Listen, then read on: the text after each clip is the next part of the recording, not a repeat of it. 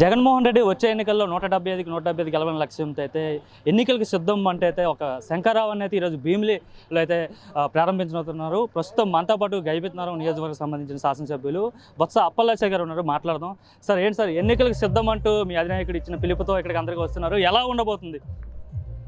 మాకంటే మీకే బాగా తెలుసు కదా.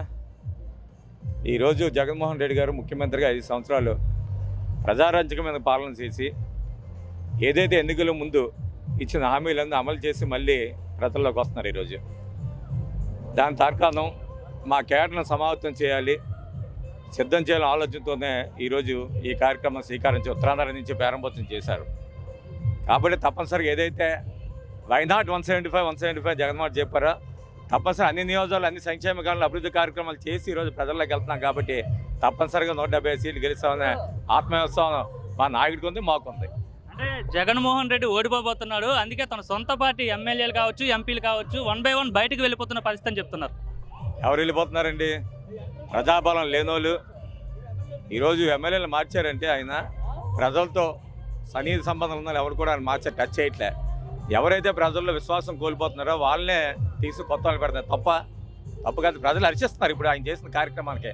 తప్పనిసరిగా అలా చేయడం వల్లనే ఈరోజు 175 గ్యారెంటీ గెలుచుకుని ఆత్మవిశ్వాసం ఈరోజు కేడర్లో వచ్చింది, ప్రజల్లో వచ్చింది, మా నాయకుల్లో వచ్చింది. అంటే సరిమ్లాకే న్యాయం చేయలేదు, ఇంకా ప్రజలకేం న్యాయం చేస్తాడు? సరిమ్లా కూడా ఈరోజు పార్టీ కోసం పాదయాత్ర చేసి కష్టపడి ఈరోజు పార్టీ అధికారంలో తీసుకొస్తే ఆమెకే న్యాయం చేయలేదు, ప్రజలకేం చేస్తారనేసి ఒక ప్రశ్న. ఎవరంటున్నారు ప్రజలు న్యాయం చేయాలి? ప్రజలు అనుకోండి, వాళ్ళకి న్యాయం చేసో లేదో వాళ్ళిద్దరికి తెలుసు, మీకు నాకు తెలియదు. దాని గురించి మేము ఎక్కువగా మాట్లాడాల్సిన అవసరం లేదు. ఈరోజు శర్మిలమ్మ గారిని ఏంటంటే రాజశేఖర బిడ్డగా మేమందరం గౌరవిస్తాం తప్ప రాజకీయంగా అయితే మాత్రం మేము ఎక్కడ కూడా గౌరవించేది. ఆవిడ కూడా చేసిన తప్పు. ఎందుకంటే కుటుంబం చిచ్చుపెట్టి చేసి ఈ విధంగా చేయడం అనేది కరెక్ట్ కాదు. శర్మిలకి ఇప్పటికైనా ఆవిడ ఆలోచన చేసుకోవాలి ఈరోజు.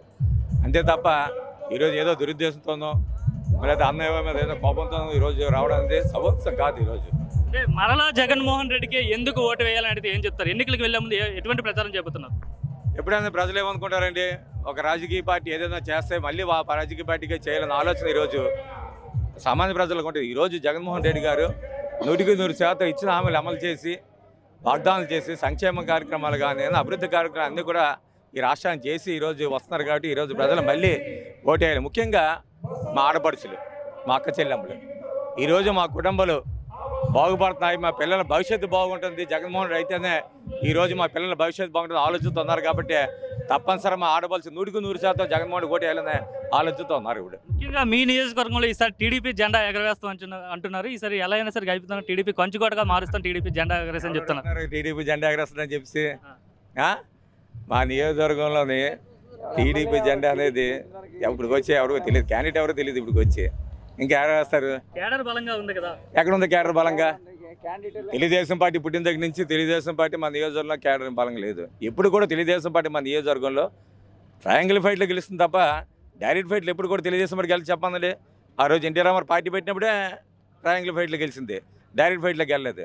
కానీ ఈరోజు ఇంకా వాళ్ళకి కొత్తగా ఈరోజు గెలుస్తాను ఎలాగనుకుంటే మేము ఎలాగంటాం. కొట్టబోతున్నారా బొత్స అప్పలరాజు అంటే?